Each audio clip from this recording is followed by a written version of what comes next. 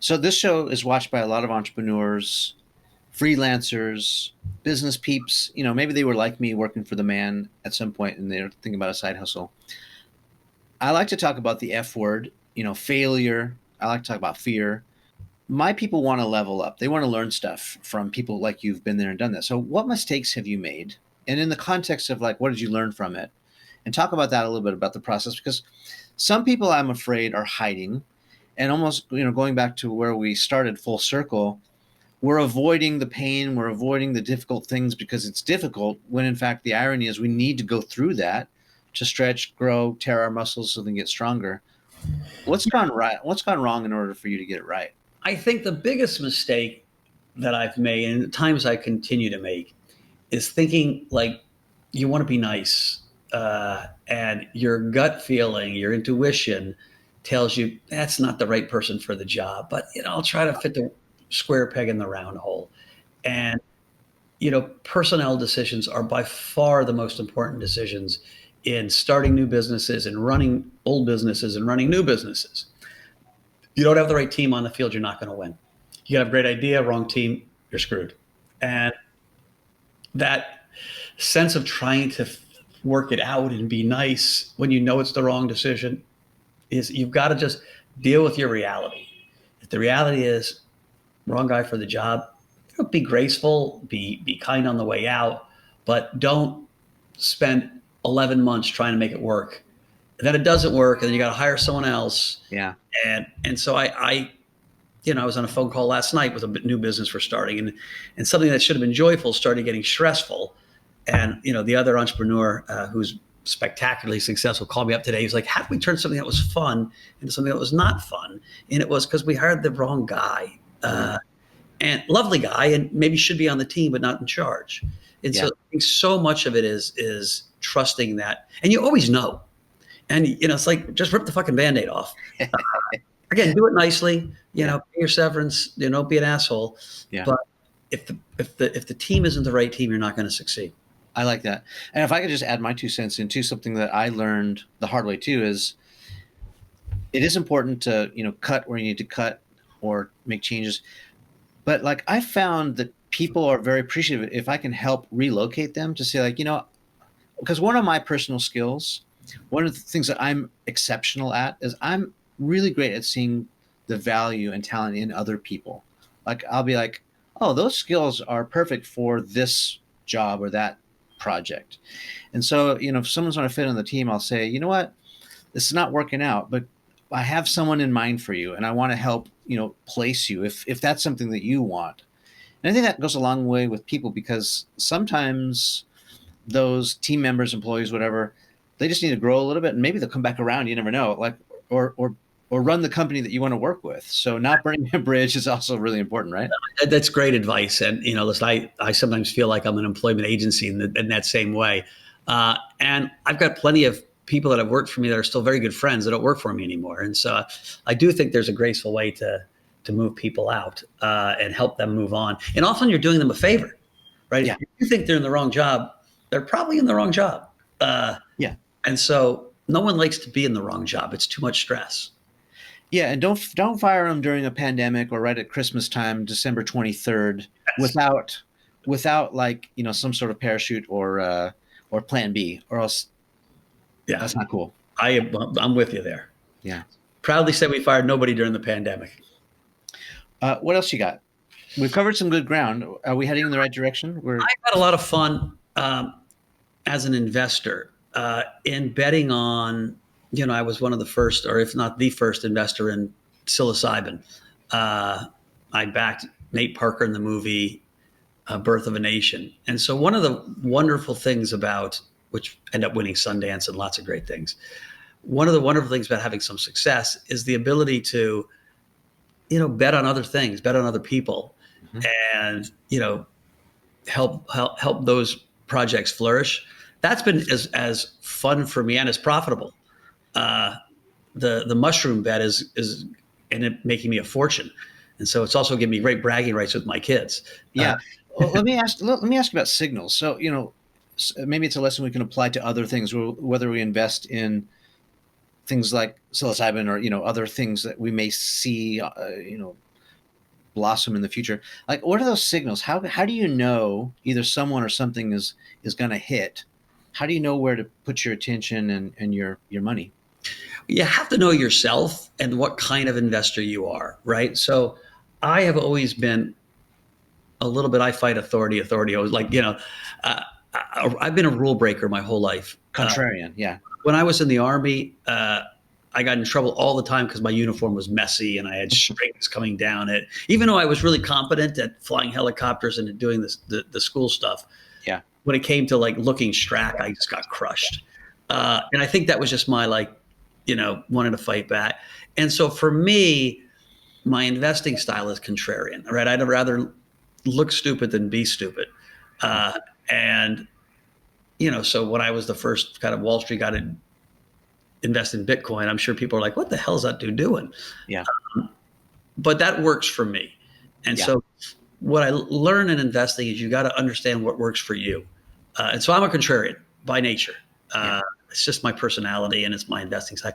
And I'm intuitive. I don't need all the details. Matter of fact, I invested in, these two movies that both did very well without even reading the script. I heard the story. I believed in the director. And I was like, that's going to work. And so I just have good intuition. I was, lucky to be born that way. I don't know if, and so for me, it's intuition and network, because I don't make any money by sitting under a tree and thinking, okay, apple falls, and it's not the way I work. But I hear someone tell me something, I'm like, that guy's right. And so for me, having this diverse, rich network, I learn all the time. Let me ask, how do you get out to your network? Like, do you consume media, like, or are you like moving your bones and you're out there shaking hands, kissing babies? Like, how do you get that? How do you get out there? How do you build that network? I am hyper social. I think I'm like a 5-step Jason. Like, I need people. Mm-hmm. I did a 12-day silent meditation. Oh my God, it was painful. I was like, all I want to do is talk to the guy next to me, and so I've been privileged in some ways, right? I've got a big family of 7. And so I always had my brothers and sisters friends. I went to Princeton, which is a great networking place when you leave the school. I worked at Goldman Sachs, which was a great networking, all these Goldman Sachs partners do on other things.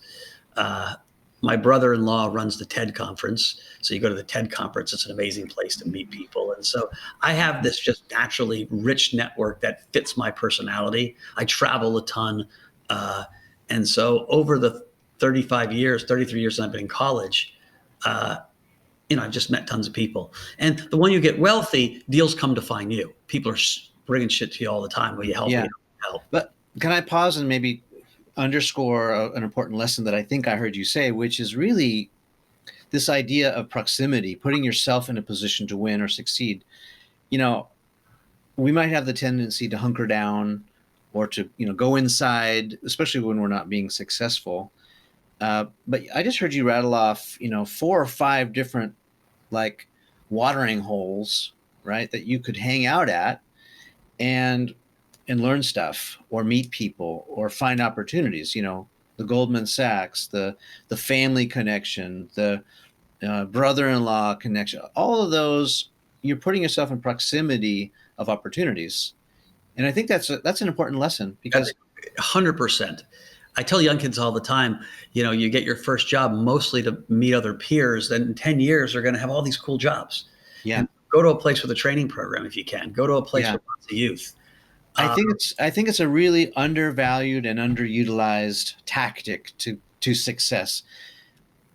Partly because it's hard to see beyond, around the bend. Another reason is because of patience. It's hard to, Mike, when is it going to happen for me? Maybe the questions we ask, is it worth going to this TED conference? Blah, I got to listen to all these inspiring talks, but putting yourself there in that place, is putting yourself in a position to find opportunity. I think it's good. Things like, criminal justice. I think, we've had a lot of success in a short period of time. And when I was thinking about why, me and my team, we're out there. Like, we're talking to the local, leaders. We're talking to formerly incarcerated. I think I visited 7 or 8 jails in the last couple of years. Amazing experiences each time. there's lots of philanthropists that write big checks, and it's very needed, but don't do the rest. I actually think the fun of it, the joy of it, and actually the lessons come from that networking, from meeting those guys, from hearing those stories. And so even if it's not commercial success, it's success in whatever you're going to do. You got to, because that's where you find domain expertise, right? What you need to hunt out when you're a young kid, a young entrepreneur, is people with domain expertise. Yeah, or more experienced entrepreneurs for that matter, right? The other thing I heard you say that was really smart, I think you're in good company, is, with your criminal justice and philanthropy, I mean, you're doing it at the grassroots level. You're trying to create a groundswell, or at least empower people who are not empowered by funding them. I mean, as far as I know, the research and study that I've done of, the civil rights movement, that's how it all started. Is, it started at the grassroots level, became this groundswell. It wasn't, widely funded by, huge organizations. It started with the people, word of mouth. I mean, as the story goes, this March on Washington, or the speech that Martin Luther King Jr. gave, there in Washington, they had no internet. They didn't email everyone. It was like there were some flyers passed out and word of mouth, and churches told other churches, and all of a sudden they had like a gazillion people show up because it was important. And I think you're on the right track doing it the way that you're doing. I think that's the way that you can have this sort of massive success. Well, that's the hope. Yeah. What ground haven't we covered that we should talk about? I mean, family. I mean, I guess if I would talk about one thing that I think is interesting to me is family. And, people define family differently. I'm lucky enough to have 7 brothers and sisters, and I've got my own 4 kids and 23 cousins and and so, but we also have people that we consider family. So the family grows. I think when you think about happiness and you think about success, you need 3 things, right? You need a partner, you need a group of friends, a core group of friends. They're your peers. And then you need that broader community. And that doesn't just, you don't just inherit that. You got to nurture that a little bit. And so, like, if I was going to do a checklist, I'd be like, all right, how am I doing with my partner? Not so well. Or great.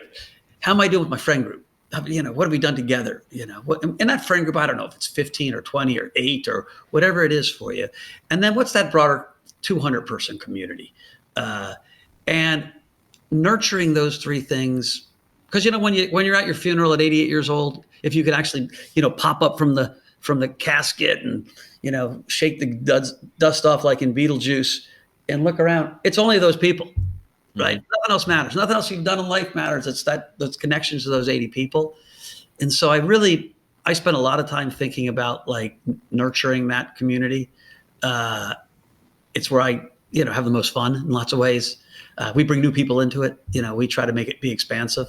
And so maybe ours is a little bigger than the normal because we're a bunch of really highly social creatures. Mm-hmm.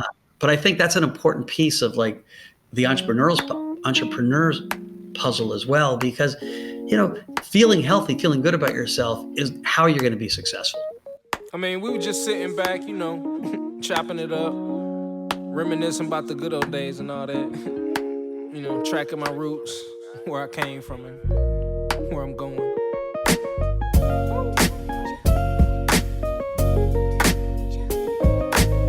But like I say, man,